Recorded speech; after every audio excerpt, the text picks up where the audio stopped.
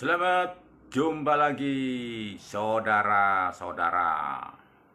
Sekarang kita akan membahas tentang filsafat sejarah dengan ilustrasi dua hal. Yang pertama, perjalanan di sebuah mall, di mana dahulu tentu saja tidak ada mall ini.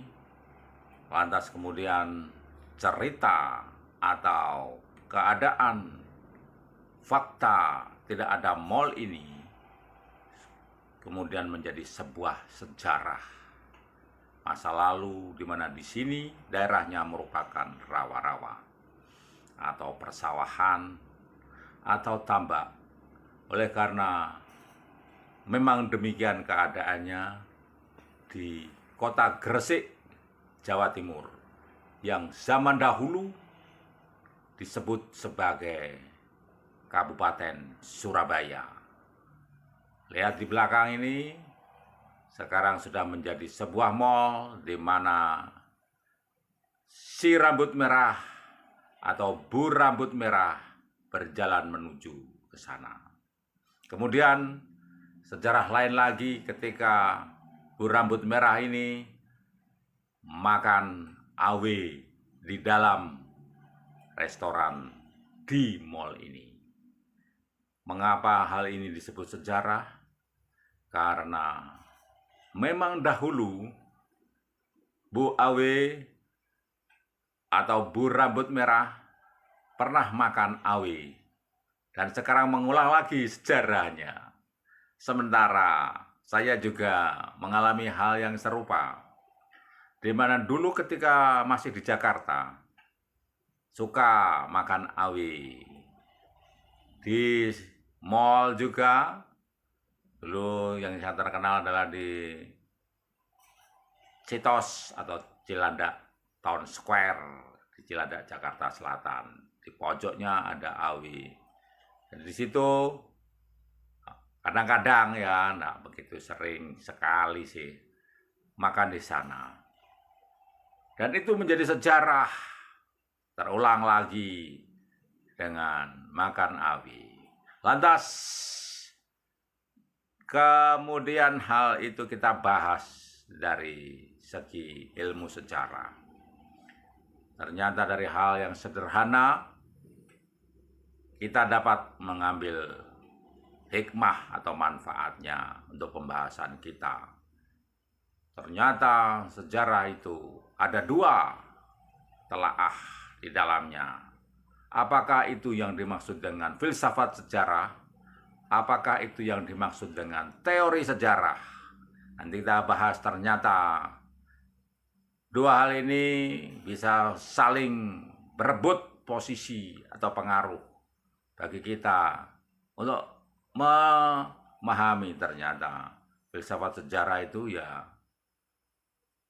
keberadaannya dapat menggeser teori sejarah. Karena teori sejarah tanpa filsafat sejarah di situ tidak dapat berfungsi sebagaimana harapannya. Namun apakah itu demikian? Itu hanya pendapat orang ahli. Dan kita mencuplik sesuai dengan kehidupan sehari-hari, filosofi praktis sehari-hari. Lantas di dalam filsafat sejarah itu sendiri ternyata ada dua, filsafat kritis dan filsafat spekulatif sejarah. Yang mana posisi dari pembahasan kita tentang sejarah, di mana filsafat kritis itu ternyata merupakan kondisi faktual, objektif tentang sesuatu disebut sebagai sejarah. Suatu peristiwa disebut sebagai sejarah. Sedangkan spekulatif, filsafat spekulatif sejarah lebih kepada bagaimana hasil dari hal faktual yang terjadi dalam sejarah itu. Di dalam perspektif yang lebih luas, pembahasannya tentang grand design di balik sejarah itu, desain di balik sejarah itu yang memengaruhi kepada kehidupan manusia selanjutnya. Nah, lebih jelas nanti kita akan bahas itu sesudah tayangan lagu tanpa musik, 2 lagu tanpa musik tentang sejarah yang berulang di Icon Mall, baik itu perjalanan di dalam perjalanan menuju Icon Mall itu, serta makan awi di salah satu restoran di Icon Mall. Dulu tidak ada, sekarang menjadi ada, dan sekarang mengingat pada apa yang sudah pernah dilakukan dalam masa lampau menjadi sejarah yang terulang. Dan ending dari pembahasan kita pada saat ini, nanti kita bahas tentang filsafat kritis sejarah yang secara faktual, objektif, memosisikan suatu hal dapat disebut sebagai suatu sejarah. Dalam contoh yang akan disampaikan adalah sejarah tentang bangsa Indonesia pada saat mana disebut mulai masa sejarah dan saat mana belum disebut masa sejarah atau istilahnya prasejarah. Icon Mall, Icon Mall, Icon Mall, naik ke Icon Mall, melihat pemandangan,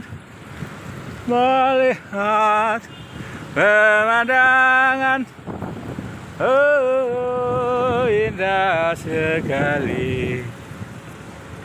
Di sana indah pemandangan, berjalan menuju Icon Mall. Angin bertiup semilir, sejuk segar.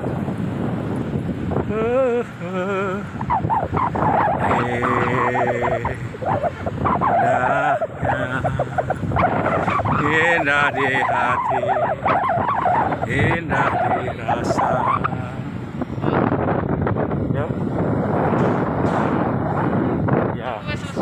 Ya. Halo, Bu Vita. Makan diambil lagi. Dulu di Jakarta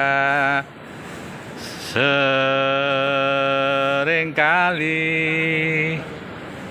makan awe lagi. Sekarang jarang makan ini karena di daerah jarang ada namun tetap bahagia. Oh makan enak, oh makan enak, makan awe lagi.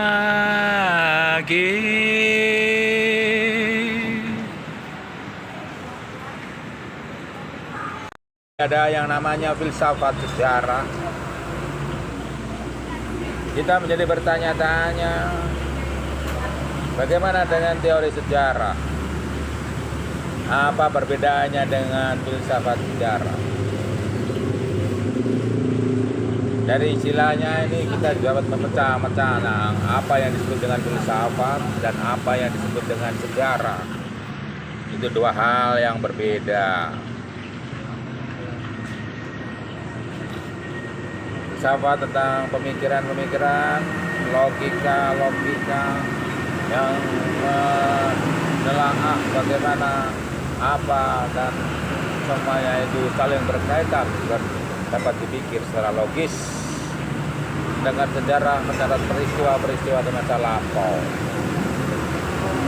Dan sesungguhnya sejarah itu sendiri kalau tidak ada filsafat di dalamnya dia tidak akan menjadi satu rangkaian yang dapat secara logis dimengerti. Dan secara logis ada secara faktual. Harus ada yang namanya filsafat untuk dapat membuat sejarah itu sampai kepada masa di kemudian hari di mana sejarah itu tinggal sebuah kenangan dan dapat jadi satu pembahasan. Dengan demikian maka sangat maklum bila mana kemudian ada seorang ahli mengatakan bahwa teori sejarah itu tidak punya tempat di dalam ilmu pengetahuan. Oleh karena tanpa filsafat dia tidak bisa menjadi sebuah teori. Ya. Jadi teori sejarah yang mengungkapkan tentang apapun di situ sebetulnya tidak bisa lepas dari yang namanya filsafat. Sehingga ilmuwan tersebut yang saya sampaikan tadi, dia menganggap yang ada sebetulnya bukan teori sejarah tetapi filsafat sejarah. Nah, dari dua hal itu tadi, yaitu tentang filsafat dan sejarah, kita akhirnya dapat dua hal pula tentang filsafat sejarah. Di mana filsafat sejarah ini dapat dikatakan ada dua hal, yaitu tentang filsafat kritis sejarah dan filsafat spekulatif sejarah.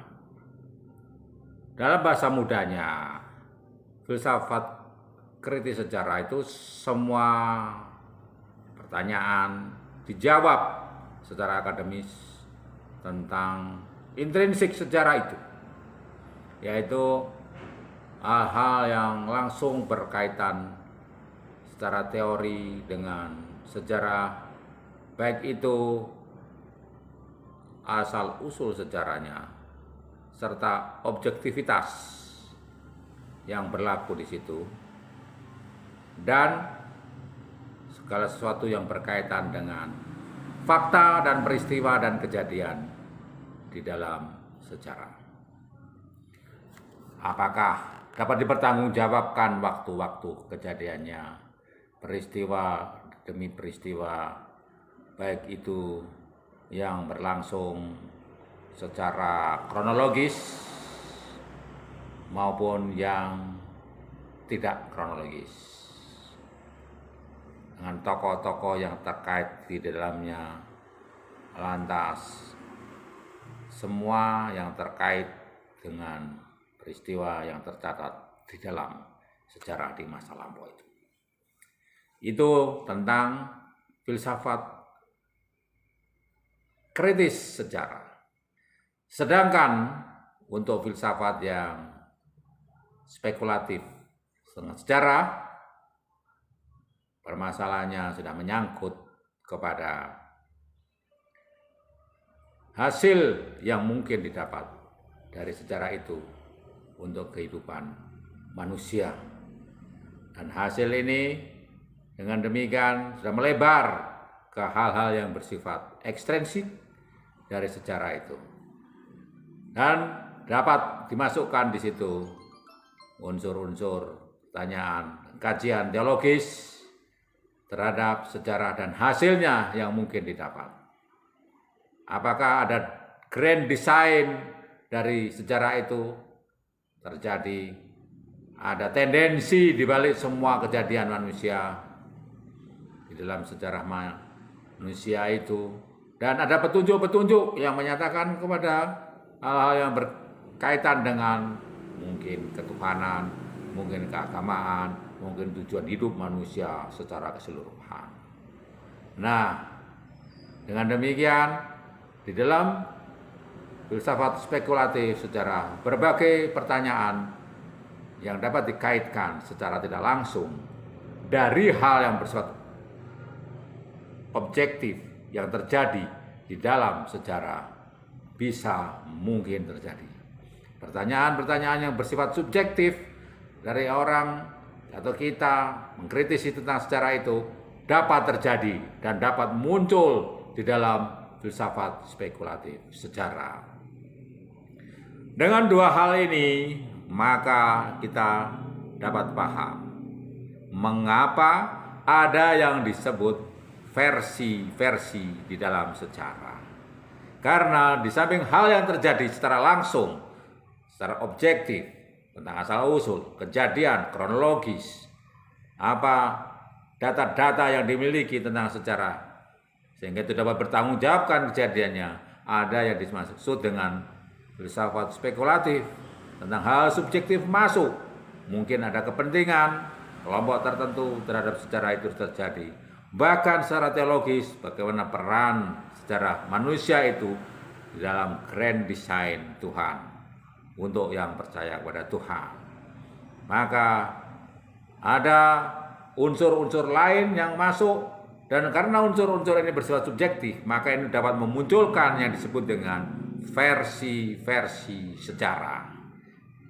Versi-versi sejarah begitu banyak dapat dimunculkan oleh siapapun yang berspekulasi tentang hasil dari tujuan dari program atau desain dari sejarah dan lain sebagainya, yang membentuk bahwa sejarah tidak dapat ada hanya berasal dari kekosongan.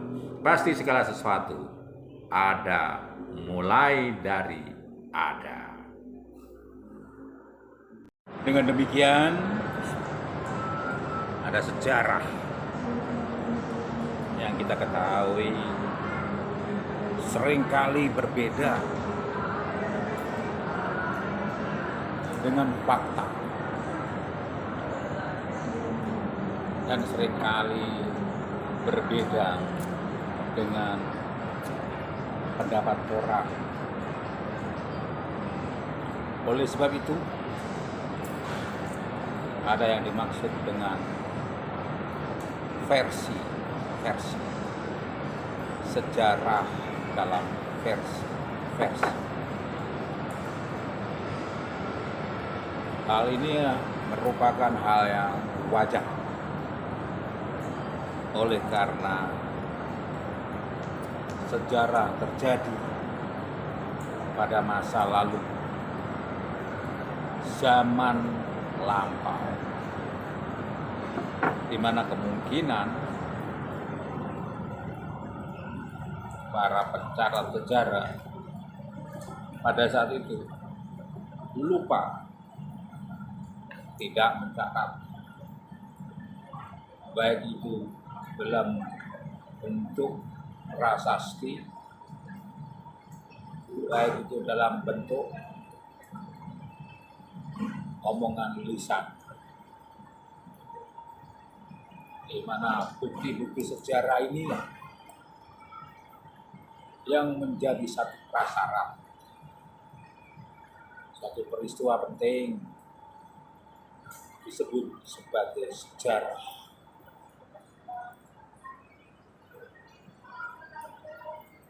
Oleh karena tidak adanya pencatatan-pencatatan, baik prasasti maupun situs, catatan yang berupa tulisan maupun lambang-lambang, aksara, gambar, terutama yang menjadi ilustrasi dari catatan tulisan itu, maka Indonesia baru dikenal sejarahnya pada tahun 400 Masehi ketika ditemukan prasasti di Kutai, adanya batu bertuliskan huruf Pallawa pada saat itu.